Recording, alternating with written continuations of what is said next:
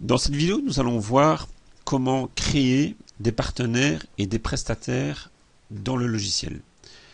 Alors avant de voir comment on crée, je voudrais d'abord vous expliquer un petit peu le principe des partenaires et des prestataires dans le logiciel Factureo. Alors le partenaire, c'est au sens large du terme qu'il faut le voir, c'est-à-dire c'est la provenance de vos clients. Donc ça peut être très bien une personne, une entreprise qui vous recommande des clients, qui vous envoie des clients, mais ça peut être très bien aussi une action publicitaire, une promotion que vous faites, de manière à mesurer un petit peu la rentabilité et l'intérêt de cette publicité. Donc pour moi, un partenaire, c'est utile si vous travaillez avec d'autres entreprises ou des personnes qui vous envoient des clients. Vous pourrez ainsi savoir quelles entreprises vous envoient le plus de clients, si ces clients sont bons payeurs ou pas, verser éventuellement des commissions à ces entreprises en fonction du chiffre d'affaires qu'elles vous ont apporté, et définir les cadeaux de remerciement en fin d'année. Donc ça arrive aussi. On aime bien remercier les gens qui vous envoient des clients. Si vous ne leur donnez rien du tout, ou même si vous leur donnez déjà quelque chose pendant l'année, un petit cadeau de fin d'année, c'est toujours intéressant, ça fait toujours plaisir. Donc savoir un petit peu ce qu'ils vous ont apporté en un clic de souris, ça va peut-être influencer aussi la taille du cadeau que vous allez faire.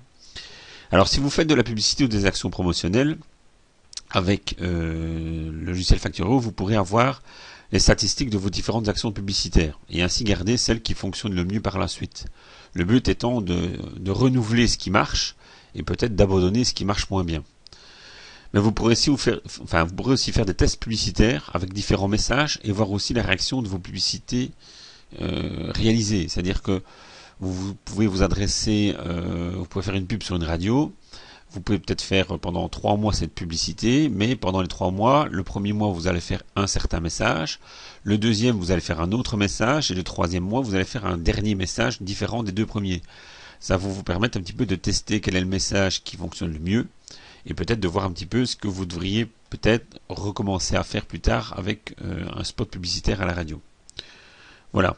Donc évidemment ici, je viens de vous expliquer quelques exemples. Il y en a sûrement encore d'autres que vous avez peut-être trouvé. Donc c'est pas un problème. Le logiciel permet de donner un outil pour réaliser des statistiques et un suivi de la provenance de vos clients. C'est ça le but. C'est que vous puissiez segmenter et voir d'où viennent vos clients pour que vous puissiez vous-même en tirer des conclusions.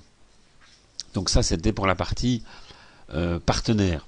En ce qui concerne le prestataire, c'est plus ou moins le même principe que le partenaire. Le prestataire, ça peut être une entreprise que vous prenez en sous-traitance ou un de vos employés. Le but étant d'attribuer le travail à quelqu'un de manière à en faire le suivi. Cela peut être utilisé pour donner une prime, si par exemple c'est pour un employé, ou pour recevoir une commission sur le travail que vous avez donné à un de vos sous-traitants.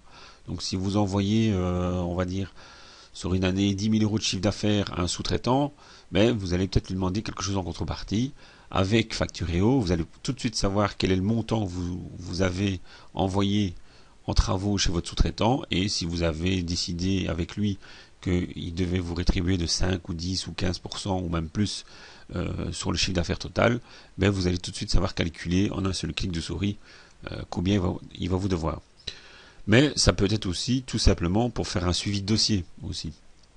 Donc si vous voulez en interne voir un petit peu qui s'est occupé de quoi, ben, il suffit d'indiquer quel est le prestataire qui a réalisé le travail. Ça permettra par la suite, donc ça peut être quelques mois après, quelques années après, de savoir qui s'est occupé du dossier. Voilà.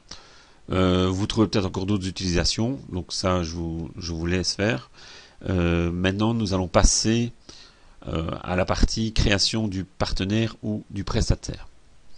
Alors là, on est dans le logiciel. C'est exactement la même chose pour les deux, hein, donc c'est le même principe. Donc je vais prendre prestataire ici. Voilà, donc il suffit de créer nouveau prestataire. Et là, vous avez toute une série d'informations à remplir. Donc le nom de référence, c'est le nom qui va servir pour rappeler qui c'est. Donc c'est-à-dire s'il faut mettre un nom, si vous utilisez par exemple l'entreprise Tartampion SPRL, ben vous pouvez mettre Tartampion comme nom de référence. Comme ça vous saurez que c'est Tartampion SPRL qui est le prestataire ou le partenaire. Donc vous mettez le nom de référence, vous mettez le nom de société si c'est une société.